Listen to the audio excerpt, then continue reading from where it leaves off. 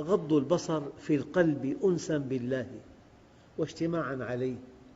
يعني أنت بكل غض بصر عن امرأة لا تحل لك ترقى عند الله، تتصل به، تؤكد لنفسك أنك مطيع لله.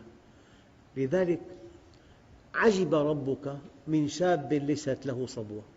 إن الله ليباهي الملائكة بالشاب المؤمن يقول: انظروا عبدي ترك شهوته من أجلي. يعني ما من شيء أحب إلى الله تعالى من شاب تائب.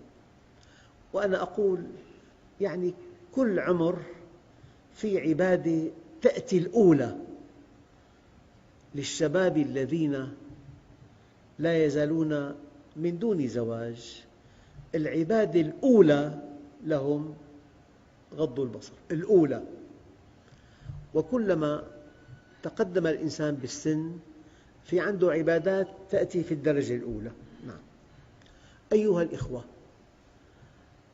غض البصر يقوي القلب ويفرحه، كما أن إطلاق البصر يضعف القلب ويحزنه.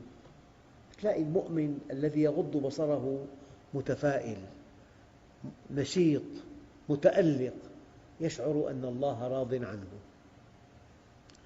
شيء آخر، الذي يغض بصره في بقلبه نور.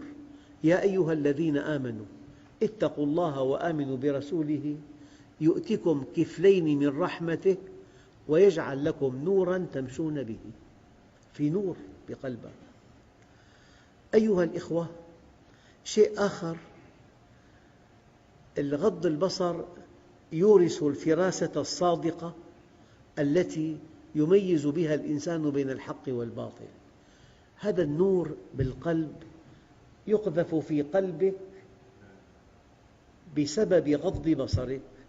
هذا النور يفرق لك بين الحق والباطل. بالمناسبة ما في عمل، ما في سلوك إلا قبله في رؤية، إما أنها رؤية صحيحة أو رؤية مغلوطة. فكل سعادتك وسلامتك أن تمتلك رؤية صحيحة. الرؤية الصحيحة أساسها غض البصر. ما دام في غض بصر، في إنابة إلى الله، في نور يقذفه الله في قلبك يريك الحق حقاً فتتبعه والباطل باطلاً فتجتنبه.